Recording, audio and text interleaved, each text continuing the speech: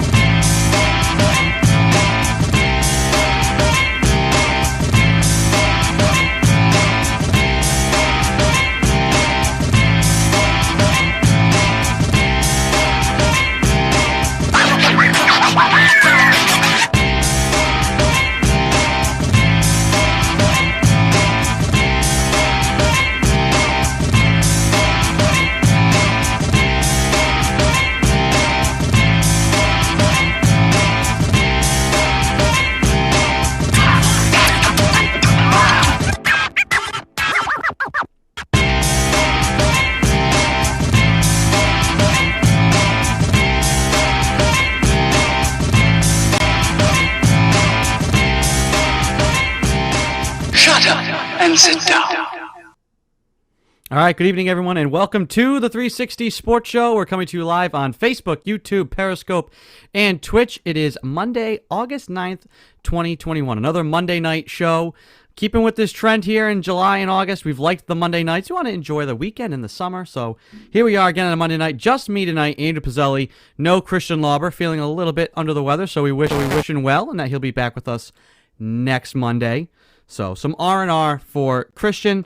Just me tonight. We're going to get into some NBA stuff, the Olympics, NFL training camp, some Major League Baseball news as well. Every good thing from the past week in sports. So if you want to join in with me, help me get through this show with any of the things we're discussing, or if you want to pose your own questions or get into a topic that I'm not hitting on, you can do so in the comment section of the live streams.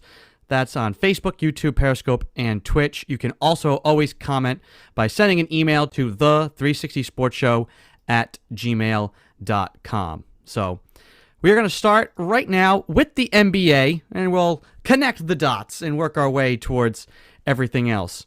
Last week, we did a whole big bit on NBA free agency and what players were going where and how things shook out. All the big names went in the first 15, 20 minutes. Some in the first 30 seconds, which prompted the league to start looking into the tampering, because technically you're not supposed to be discussing, can't have anything, but everybody looks at it and says, oh, Lonzo Ball has negotiated a 5-year extension and a sign-in trade, or 4-year contract and a sign-in trade in the first 30 seconds of free agency?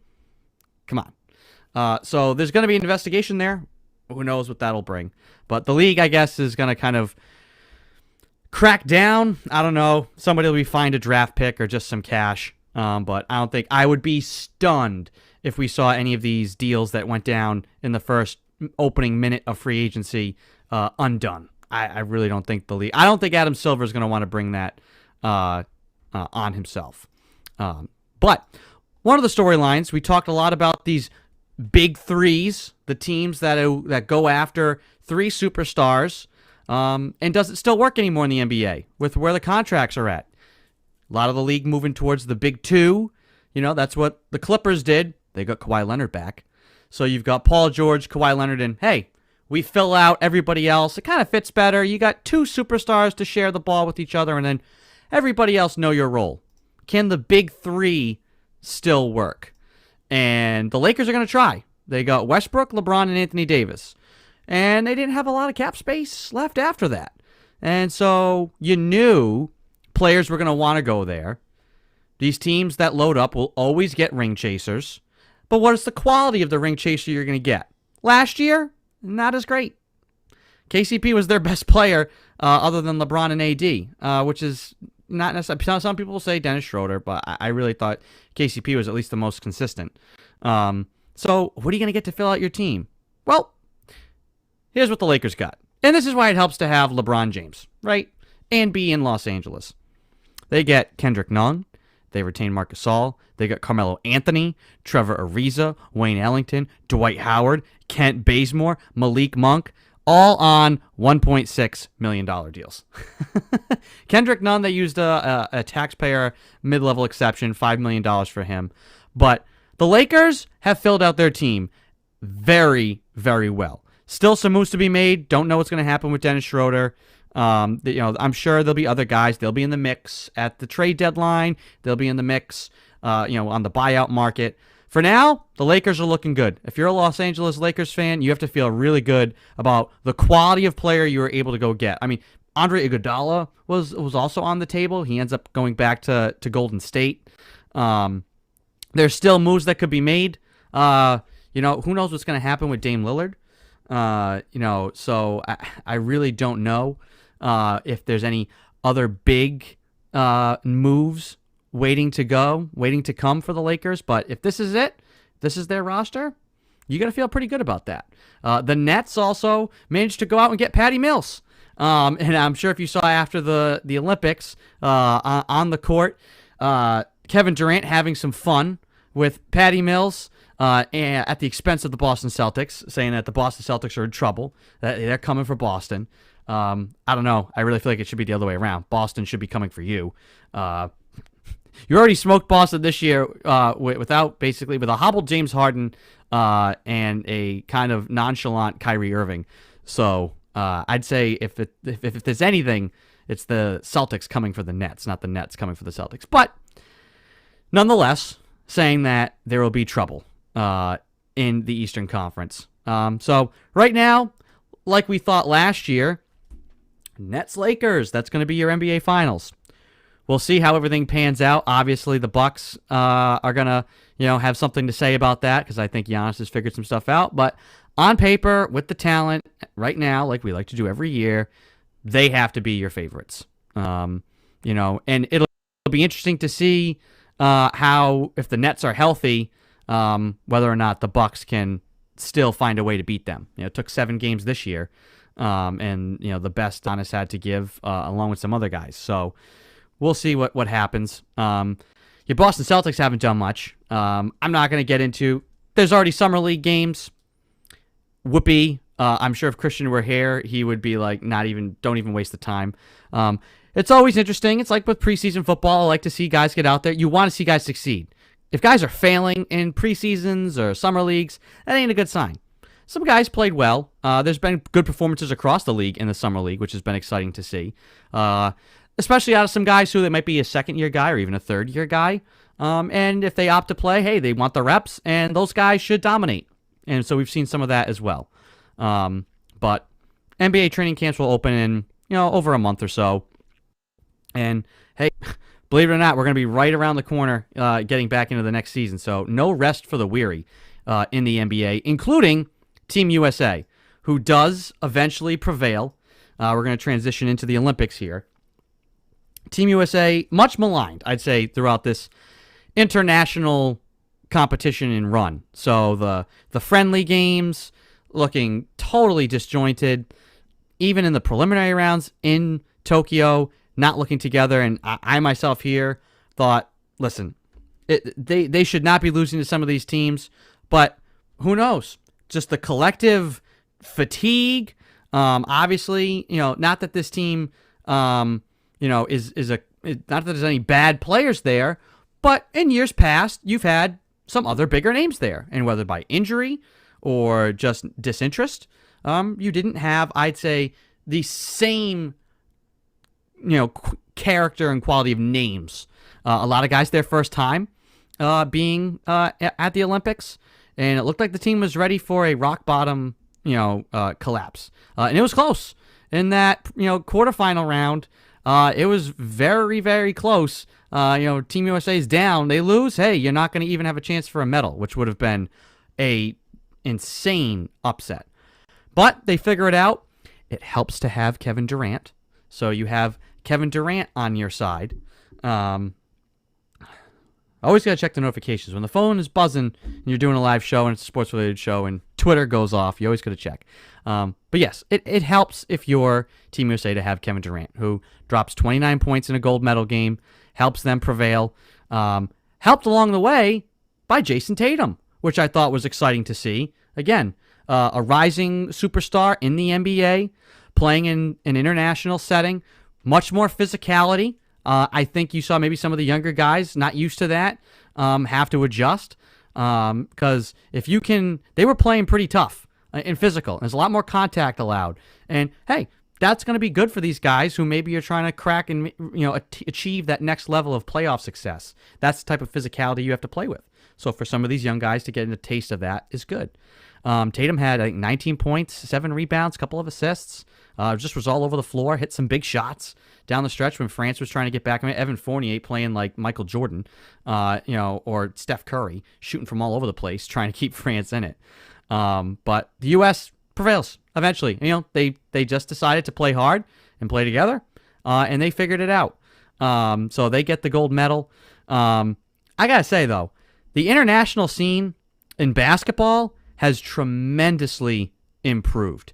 Now, is there yet a team that has the same collection of talent as the United States? Not yet. But there are some, it's not just like, they have NBA players. And Evan Fournier, he's an NBA player. He's not a star. He's not a superstar. He's NBA player, plays for national team. That's been around, right? Luka Doncic plays in the Olympics. I mean, you have legitimate superstars. Whatever you think of his game or not, Rudy Gobert is one of the best big men in the league, defensively, and can have offense, especially against smaller teams, could dominate inside. He's playing for France. You have really high quality. You have stars and superstar level NBA talent playing internationally and coming from other nations out of Europe. So is the rest of the world caught up? I think you're seeing more and more players, individuals being able to catch up and maybe help carry a team. Will there be a team yet that can actually really rival the United States? Not yet. France is close. France looked pretty good, and they gave them a fight. A physical game, also showed some skill. Argentina was close there for a couple of years when they had Ginobili and guys like Luis Scola in their primes. Obviously weren't able to crack through. But I think give it another 10, 15 years. And the United States should still be the best, basketball team. Team USA should still be the best basketball team, but the gap is not as far. I don't know if it's because of this year with what happened with NBA players and the grind, whether it could have been more of a blowout if these guys hadn't been worn down as much. We'll find out in 4 years or 3 years, really. As far as the Olympics go, here we go. From Pete and Gansett, will Durant and the other players have enough time to recover before the NBA starts again? Yes, but also no. I mean, they're going to have time. They'll get some time off here at last. I mean, think about guys, at least Durant had some time. They lost in the conference finals. Somebody gives Jrue Holiday and Chris Middleton like a whole month off. Those guys play deep into the season. They win an NBA title. They go straight from a victory parade to basically Tokyo to acclimate and get ready and practice. Those guys have been going, those guys were in the bubble last year in July. I mean, how much time have, guys in the Milwaukee Bucks had off? I mean, Chris Middleton, probably a month and a half in the last year plus? It'll be interesting to see. Now, the NBA, I don't know. Let's see. NBA 2021 start date. October 19th. So you got basically September, October. I mean, you got 8 to 9 weeks there and abouts until the season begins. But 3 weeks before that is training camp. So you got like 5 to 6 weeks before training. These guys are all going to be working out anyways. It'll be interesting to see how teams that had guys, guys like that. How will the Bucks start next year? A deep run, the COVID situation and everything wearing guys down. We saw so much wear and tear from the past year. How will a team like the Bucks start the season with a quick turnaround, especially with guys who are important pieces for them playing in the Olympics too? And like I said, the physicality's up. This isn't just, hey, we show up and look at we're the U.S. and we're running past people and alley-ooping and it's just a dunk fest. These are actual games. They've had to earn it, and they did earn it. That takes its toll. Obviously, you have more guys and you can spread out the minutes. Greg Popovich, I thought, did a good job. Everybody kind of got their time, and he knows, to manage guys through a tournament like that. They'll get time. It won't be enough. And probably because some of these guys probably would want 2 months just straight off and then start training camp. I'm surprised that the NBA didn't want to start the season later, but maybe they saw the numbers and said, you know what, maybe we miscalculated. We thought people were fed up with baseball. We thought being in the summer would be a great thing. And you found out that July maybe isn't the best time for playoff basketball because everybody wants to be outside. And just, interest is lower. Why do you think network television runs reruns all summer long? No new programming. Because nobody's really sitting down to watch TV. And if they have free time, maybe they want to be out. They don't want to just sit at home like you would over the winter. And that kind of relates here, too, to the Olympic stuff. Usually I am so gung-ho. I am totally immersed in everything that's going on with the Olympics. And I just found it very hard to do so this time around. I don't know if it's because of the delay. There was a lot of hype building up for it, and then you have to wait a year. And the time difference and availability. I mean, two things. One, things were happening 15 hours, in difference in time zone, basically. And then you also have the fact that everybody finds out what happens. You get a notification. And then you're supposed to watch it on tape delay like later that night. It's just kind of hard, right? I mean, maybe 30 years ago, if you could not listen to the radio. If somebody was going to, be putting out like a sports thing, you could stay away from it and then tune in and watch and find out with the rest of the viewing audience what happens. Everybody knows. Heck, even some smart TVs now pop up the notifications on the TV. You could be trying to not look at your phone and the TV will say, Team USA claims gold medal in track and field. It's almost impossible to avoid. Google, you just go to Google. They got headlines right there you're not even asking for. So you find out what happens before it's aired, which also made things difficult because there was times I wanted to watch things live and it wasn't available. It's behind a paywall behind a paywall. Go get Peacock. Ugh, one more streaming service to have to go get. We've had a lot of conversations about ratings. It'll be interesting to see what the final ratings are on the Olympics in the United States. I can't imagine it's all that good. Because, one, they're already excluding streaming data. Secondly, the streaming itself, they've made difficult. You might already subscribe to something, but then you got to oh no, you need the premium of this package. Oy vey. So it'll be interesting to see how the numbers look. I know it was hard for me to get totally immersed. I tried to watch as much as I could. I'd flick it on and try and sit and get immersed, maybe an hour or two. For whatever reason, I just couldn't sit there and all day long be hooked to it the way I normally would. I also think fans have a big part to do with that. No fans made the opening and closing ceremonies something hard to stick with. It made some of the competitions hard to really get hype for. I love the track and field events, and guys win the 100-meter, or the relays, and you got people celebrating with the crowd. That's some of the best stuff. And to not have that, it takes away something. And we've seen that in the past year, going from like the NBA in a bubble, NHL in a bubble, MLB not having fans, to having fans back in the building and the difference it makes both for the product to watch and for the players, for the competitors. I think that's something that also made it hard to stick with. Especially like you go back and you look at like the opening ceremonies for 2008 in Beijing, like the crowd makes that. And I know they put on, it's one of the best opening ceremonies I've from my time watching them, that like you think back and like, wow, that was so good. Like I could legitimately watch it again. The crowd is part of that. And not having that this time around definitely hurt. Speaking of Beijing, will there be fans next year in China? Because guess what? Winter Games are right around the corner. So we'll have to see, will there be fans then? There's already a lot of controversy around those Olympics. There's a long time between now and then. A lot of stuff can change, good and bad. In the comments section, Bill replying to Peter, they'll just say they have an injury and take the first 3 weeks off. The money is guaranteed. So ...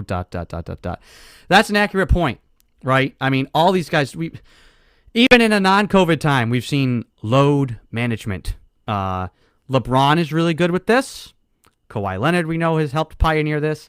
All these guys who need the time will take the time. They may take actual time off, or they may play very light minutes. I'd expect any of the big teams, especially teams that had it tough last year, Nets, Lakers, even though I know they're middle of the Eastern Conference at best right now and they should be giving it their all, Boston Celtics were a pretty worn-down team last year. I think the NBA season now, because of the bubble and then the short and off season and then this long season and then an Olympics, is still this year. It's going to be some acclimation. There's just going to be a lot of players that are going to need to manage their minutes, and it's going to be more of a marathon than a sprint. And players always talk anyways, like, season starts in the playoffs, and that's when the games really matter. Some teams can get away with that, the old flip the switch. Younger teams can't. That's how younger teams that have talent go from being expected to be 2 and 3 seeds to being 7 and 8 seeds, or maybe not in the playoffs. Boston Celtics. So we'll see what happens with that. But that's a great point. I mean, these guys will manage themselves. So we'll look and see how ugly is the first month of the NBA season going to be. You know, is it going to be? Because I know when the bubble started initially, it was so bad. Shooting percentages were terrible. And even the beginning of this year was rough to start, because you had some teams, that hadn't played since, March of 2020, 9 months basically off because they didn't qualify for the bubble. So it'll be interesting to see how all those guys manage themselves and which teams can take advantage of that. This is an opportunity for, hey, the best teams might manage themselves. LeBron James, Kevin Durant, these guys know what it takes. Maybe they don't need to be the 1 seed. They're happy being the 2 or the 3, maybe even a 4 seed. That's an advantage for anybody else that's in the middle there. Can the Atlanta Hawks bounce back? If the Atlanta Hawks play with the energy they played in the playoffs, they could be a 2 seed this year, just because there might be other teams taking their time. The Knicks, same deal, hard-playing team. They could be, some of those fake high seeds. They're really above where they should be, but they just played hard all year. So that'll be another thing worth tracking as the season approaches. October 19th, opening night for the NBA. But yeah, we'll see what happens with Beijing in the Olympics. That's right around the corner. I wonder, you'll see all these same problems crop up with NHL players. International guys playing or not playing. Who knows? Maybe it's why David Krejci wants to go back and play for his home country. He wants to play in the Olympics. He's already kind of done. I mean, there's a lot of moving pieces, and we're a long way. We'll see what the fallout will be here, because this wasn't perfect. I think I saw, as of today, there were about 450-something COVID cases at the Olympics. We'll see as guys leave and return home. Will they track those numbers? Will those numbers be available to us to find out what the true, say, COVID impact of these games were? We'd like to hope by time we get around to the Winter Olympics that things are better. But who knows? We're just going kind of day to day, 1 week at a time. In NFL news, we had our first game of the year this week, the Hall of Fame game, which is annually probably one of the worst games of the year, because talk about knocking off the rust. But it's all about the guys getting inducted. One of those being Peyton Manning.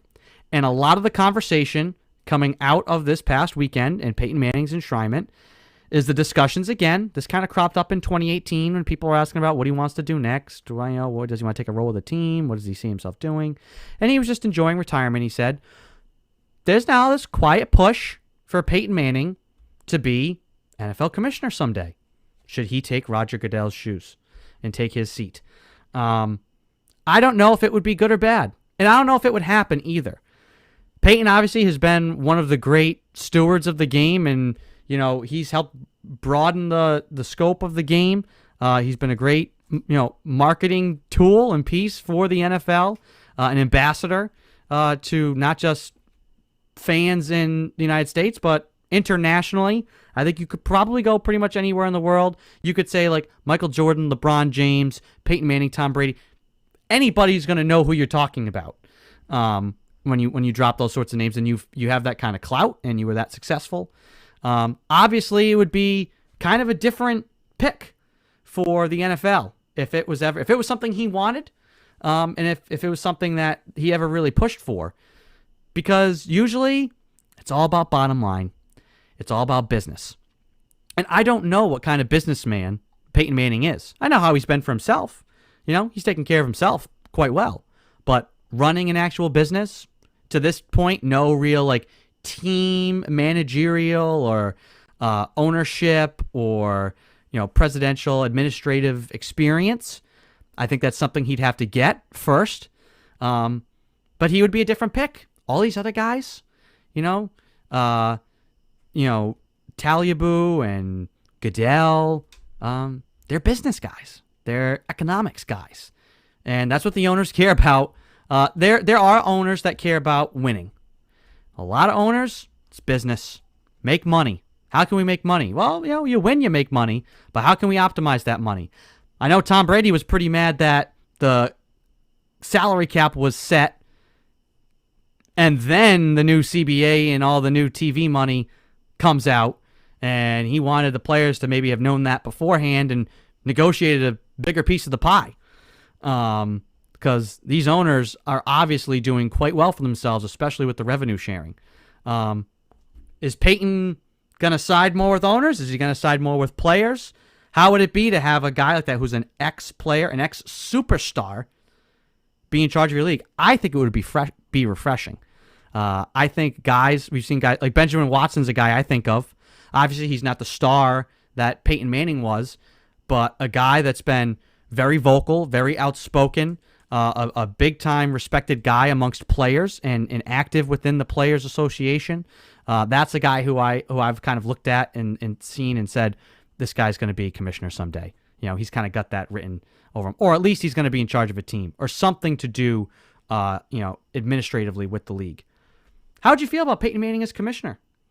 Would the owners go for something like that? It's a very different type of pick for them. Maybe that's what they need. Maybe they need a guy that can, talk the players down or relate to them better and maybe help the players get more of what they really want. Maybe it's not just about money. Maybe it's, hey, negotiating different types of workout things, what can and can't happen at training camp. Hey, you know what? As a former player, maybe he'd actually, fix the rule book. There's plenty of stuff wrong with the NFL rule book. We complain a lot. The NFL, for such a simple game, when you really think about it, it's a game of inches and it's a physical game. It should be a very simple rule book. The rule book is huge. It's massive, and it's got all exceptions and amendments and addendums. Maybe a guy like Peyton Manning helps clean that up, makes the game better. We'll have fresh eyes and won't just look at it from strictly a bottom line standpoint. Maybe he'll have more vision for where to take the league and how to grow it. I don't know. In the comment section, let me know. How would you feel about Peyton Manning as your NFL commissioner? If you're one of our podcast listeners, we put the audio edition of the show out through Sounder FM. You can get it through there or wherever you get your podcasts from. So if you're a podcast listener, thank you for finding us there. We appreciate you, but you can join in the show too. You can email the 360sportshow at gmail.com, and you can get your questions in any time you want. And we're going to check the mailbox right now, and it doesn't look like we have anybody yet. A couple of solicitations for advertising, but we'll get back to those in due time. But yeah, let me know. How would you feel about Peyton Manning as NFL commissioner? I think it would be very interesting to see what he would do with the league. It would be refreshing. It would be different. Because I don't see Tom Brady ever doing it. Even though Tom, like I just said this week, he's also been a great ambassador for the game of football, but he's been a better ambassador for himself, which is crazy to think about because when you really think about, when you look back, that's what everybody said about Peyton Manning. Peyton Manning was so much of the me guy. You felt like that's what he projected. All his advertisements are about him. Tom did a lot more team-centric stuff that kind of jived with his Patriots way and the Patriot time. We've seen much more of me, Tom in the last couple of years. To the point, I think he's right. I think he may have surpassed Manning now in that department. We don't need to go on a whole long anti-Tom Brady tangent. Not that I'm against it. It's just different from what we've been used to. He's getting to really show more of himself. I loved he did a promo for Madden with Chad Ochocinco. Is he Chad Johnson again? I don't know. I thought he changed his name back, but they said Ochocinco. I don't know. And it's him running the 40-yard dash, trying to improve his time. And he's got, race cars going by. He's got, cheetahs running with them, airplanes flying, and then it cuts and it's him huffing and puffing at like 2 miles an hour. And he doesn't improve his speed. Still a 60 rated for the new Madden, which he's going to be on the cover of. Speaking of quarterbacks, Josh Allen.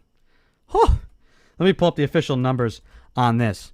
That man got paid. 6-year extension. So through 2028. Deal worth $258 million. $150 million guaranteed for Josh Allen. Hasn't won a Super Bowl, hasn't been to a Super Bowl, has not, as far as I know. I mean, maybe he did this year with touchdowns, because I know he had a monster year, but is not like a guy you think of as, oh, he's an NFL leader, and, you don't look at him the same way.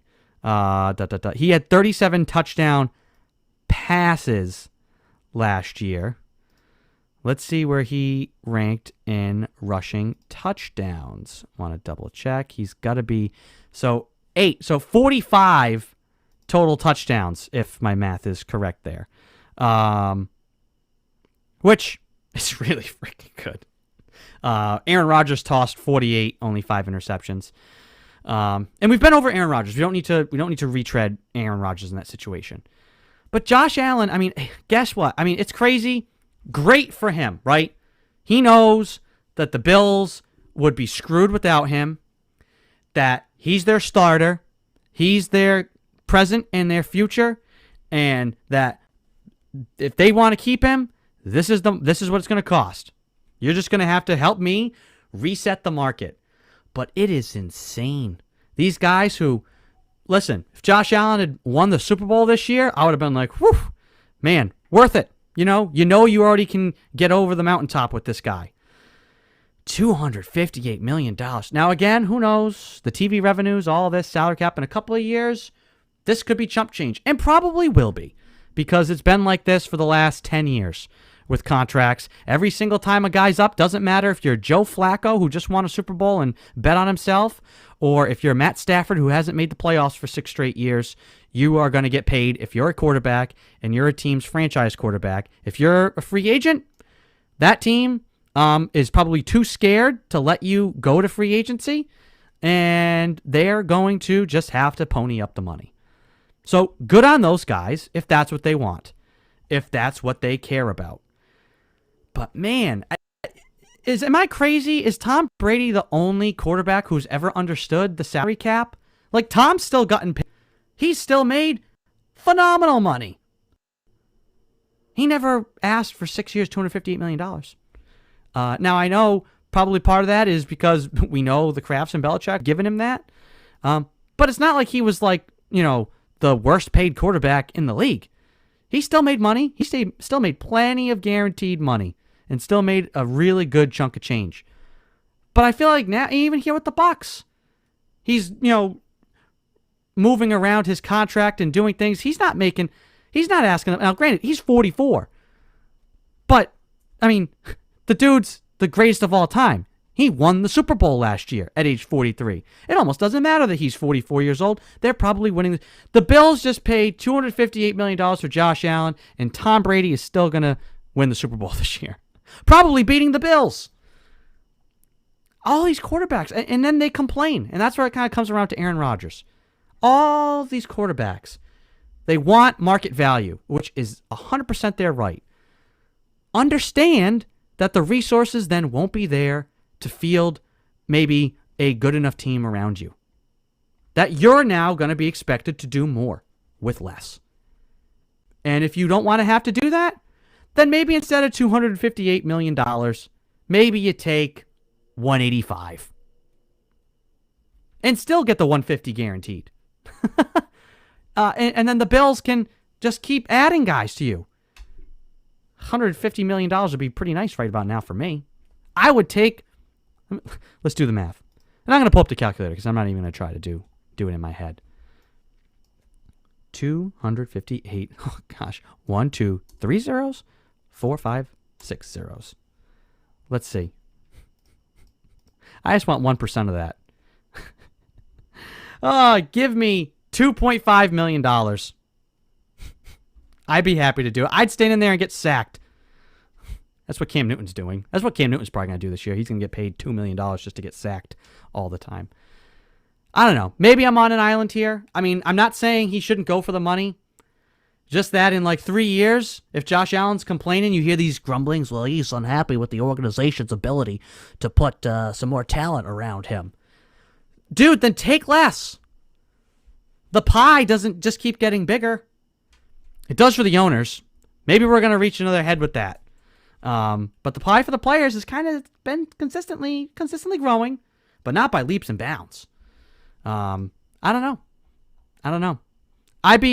We all thought this would happen with Patrick Mahomes. Would he opt for, a contract that pays him a percentage of the salary cap? Instead of having a hard number, especially with fluidity. We didn't know, is the cap going to go up? Is it going to go down? How much is COVID going to affect revenue and TV deals and blah, blah, blah, blah, blah, blah, blah.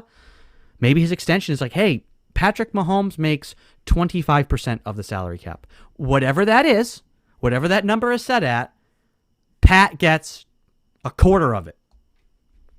Maybe we see guys want to negotiate like that instead of asking for a hard number. That would help the team retain flexibility. Hasn't been done yet. Nothing says you can't do it. So, I don't know. Will it be worth it for the Bills if they win multiple Super Bowls? Because I don't think winning one Super Bowl will be enough to say it's worth it. Because you can win a Super Bowl with any quarterback, right? We've seen it happen. We've seen teams take not necessarily superstar greatest of all time level quarterback and go win Super Bowls at that time. You know, Russell Wilson has turned into an MVP. He was not an MVP elite level quarterback when the Seahawks won a Super Bowl. They should have won more because they had him on a rookie deal for 4 years before they finally gave him his money. And they kind of mismanaged that. You know, it's possible to win a Super Bowl and not have to pay a guy $258 million. So by 2028, you're paying Josh Allen this, you really believe in him. Got to get at least 2. And I don't know. Brady's going to be in their way this year. Maybe the year after that. What does the rest of the league look like? What does Patrick Mahomes do? Those two guys are going to be dueling it out in the AFC. Chiefs, Bills. For a long time. For the next 6-7 years. Got to get used to it. That's what you'd expect. So, I don't know. I don't think it's worth it. I'm miffed anytime these quarterbacks take that much money. You know, good for them. But just don't then come around crying when, you know, you feel like there's not enough talent around you. Because look in the mirror. It's your fault. Last NFL thing, interesting. This came out today. And we've talked about this sort of stuff before. About the fan experience and how it's going to change, not just in the NFL, but across sports. And I've said, watch out. The live betting thing is coming. You're going to be in the stadium, 3rd and 10, right? Midfield. Hey, right now, you're logged into the Wi-Fi and the in-arena betting system on your phone. Right now, you can bet yes or no. Will they pick up this 3rd down? Plus or minus 200. Lay out how much ever money you want to get. Or maybe it's just $10 at a time. Hey, $10. Yeah, it's $10. Do it. Or maybe double or nothing. Right now, live, in the game. Will they get it? Yes or no? Bing. Like, you know, the poll the audience. Ask the audience in, you know, Who Wants to Be a Millionaire. It'll be the same type of thing. Right on your phone, in arena. Live action betting. It's coming. We are not that far away from that being reality. Every single person in the arena or in a stadium making bets. Will Dame Lillard make a half-court shot here, or will he hit a bank shot? Or It's coming. Because how else are you going to get people into stadiums? Tickets aren't cheap, right? And a lot of people look at the experience and say, I'd rather stay home. I ain't going to pay $12 for a beer. I ain't going to pay $10 for a hot dog. I could spend $22 and have a 30 rack and an 8-pack of hot dogs and sit on my couch and not have to wait in a line for the bathroom. And guess what? Pause. I'll come back. Fast forward commercials. How are you going to get people to still want to come to stadiums and pay the prices? Maybe you reduce the price. You incentivize, hey, I know you bought a $100 ticket, but how would you like to pay $75 and get a $25 credit towards our in-arena betting utility? Who's going to say no to that? And you feel like, hey, $25 is basically free money. I was going to pay $100 anyways. And then you lose your $25. You say, oh, man, maybe I can make it back. Hey, would you want to add your credit card right now? We could just charge you another $25. That's how they get you. It's coming. It's coming. And the Arizona Cardinals are going to be one of the first ones to do this. This year, in Arizona, there is going to be a live sportsbook, live betting in Phoenix. I think it's crazy. It'll be an NFL first. There'll be a sportsbook inside an NFL stadium. Slippery slope for fans and players alike. Because we know, betting and sports are so tied, even though you try to keep them and the athletes as far away as possible. This is about as on the front door as you're going to get. Players on the field, people laying bets, up in the loge, up on the concourse. So we'll see the success or failure of that. How many lawsuits will there be over people saying, I didn't mean to charge, I didn't mean to put the kids' college fund in the Phoenix, the Arizona Cardinals betting system. I want my money back. It could happen. It's going to be at least one story, something like that. Pete and Gansett might like Peyton Manning as commish if he changed ball inflation rules. Well, there's nothing wrong with the rules. It's about enforcement. Roger Goodell. What Tom Brady did is akin to using performance-enhancing drugs, and every single equipment violation since then has been treated as such, as an equipment violation. Not performance-enhancing drugs. I don't know where Peyton would land on this. Hey, he would definitely be pro-quarterback. He would definitely be pro-quarterback, pro-offense. So maybe the changes we'd want, which are defensive changes, let the defense play more. Maybe Peyton wouldn't be good as a commissioner for that. So more on the Peyton Manning potentially being commissioner discussion. What kind of rules would Peyton want to implement? But the live betting thing, sports books in the stadiums. I don't know. I think it's a slippery slope. It's interesting. This is just an example. This is what these teams are trying to do. They're trying to find ways. All of them now, even the older stadiums. Gillette Stadium physically hasn't changed a whole ton, but infrastructurally, is that a word? I made it a word. They've done a lot. You got bigger screens. If you're at a game, most of these new arenas now, even in NBA, you see it.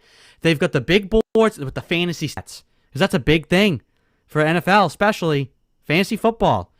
If you're at the game, you're missing out. So what do? Every time out, they're playing highlights, red zone, right?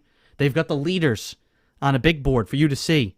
And what their points, what they've been getting in different leagues. Oh, in PPR leagues, this is what they're getting. So they're trying to make the experience. They all have Wi-Fi now that you can hook up to. Because it's crazy. You're at the game. You want to be at the game. But the reality is, people are at the game. They're doing this. So it's the reality. How are you going to keep them interested? Well, bet on the game as it's happening. Now your eyes are going to be on the field. So it's a gamble. We'll see how it pays out. Last quick note. Christian's not here to help me go on a rant on this. It's like I wish I wasn't right. I hate being right. And I don't know. I've been consistent with this from day one. Christian could tell me otherwise for the most part. If this rises to the level of my curse, he thinks I curse things, but I never said the Red Sox are winning the World Series. Look out below. Maybe this is just, and again, people are sad, mad that Chaim Bloom didn't go out and do something for the Red Sox. I don't know. I think they're showing you why they weren't worth investing in. This is what's going to happen. What? They're sad? They're upset? Disgruntled? Oh, they didn't go out and give us help. You are still one of the best teams in the league, and now you are free-falling. The Red Sox, 2 games out of being on the outside looking in for the wild card. The Yankees are going to catch you. Now, I know what people will say. Well, the Yankees went out and got Rizzo. That's been a difference maker for them. That's given them life. Sure, that gave the Yankees life. Doesn't mean that they had to steal your life. So, I don't know. It could be one of those things that'll be looked at. I don't think this will rise to the level of the 2011 collapse, if that's the way this is going, where they're going to go from being middle point of the year, they're like, the top team in the league record-wise, and they end up not making the playoffs or making a wild card and losing a wild card game. It's not, as big of a collapse as we've seen in years past, just because the talent isn't there, and we're seeing that. This team was overachieving, and it was great to see. It was entertaining to see. But at some point, it's going to be a regression to the mean. And I think this team has found its mean and what they're capable of from a skill set standpoint. And just being motivated enough and saying, well, if we were motivated enough, we could be playing better, then you're not a good team. I don't know. I feel like you shouldn't need extra motivation. You hear that a lot of times in professional sports. Oh, did you feel like you needed that little extra bit of motivation? And some guys say yes. A lot of guys, the real competitors and winners, say, what extra motivation do you need? It's the playoffs, or it's the World Series, or it's professional sports. Like, this is the greatest thing in the world. I'm getting paid to play a game. You need more motivation than that? Like, we're blessed. I don't know. Not making a move.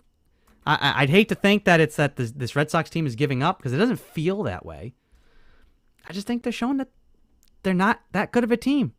And if they had overachieved and won a World Series this year, that would have been fantastic. Way ahead of schedule. They're still in a rebuild here. And it's great. It's entertaining. Didn't think we'd have as entertaining of a season to this point that we have. But I don't know. I think the Red Sox, that stock is Dogecoining its way to the outside looking in for the playoffs. So they could turn it around. There's plenty of time. If you're going to hit a slump, hit it now, because you still have time to pull yourself out of it and put yourself in position. You're still in a good position. There are plenty worse positions to be. But I think they've shown you that there's a ceiling for their talent, and they've reached it. And now you're getting subpar play, and now you're really seeing what that looks like. They also pulled rabbits out of the hat, a million times throughout the course of the first half of the year. So kind of like we thought, at least I thought, the record was a little deceiving. So anywho's, that is going to do it for this edition of the show. Monday night edition, we'll be putting out the official announcement this week, but this is going to be our new time. Mondays at 8. I like it. I know Christians liked it.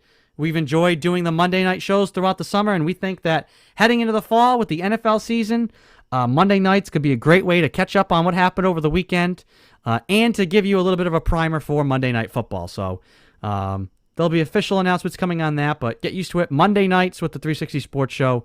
We like it. We hope you like it too. Thank you for those. Pete and Bill for joining in here in the comment section of the live stream. So we're live. It'll be Monday nights now on YouTube, Facebook, Periscope, and Twitch. And you can also subscribe to the show as a podcast through Sounder FM or wherever you get your podcast from. And you can email the360sportshow@gmail.com anytime throughout the week with your thoughts, comments, questions, or concerns. So that'll do it for us here tonight. I'm Andrew Pizzelli, wishing Christian Lauber well. Hopefully he's back with us on Monday. Safe week for everybody else, and we'll talk to you next Monday.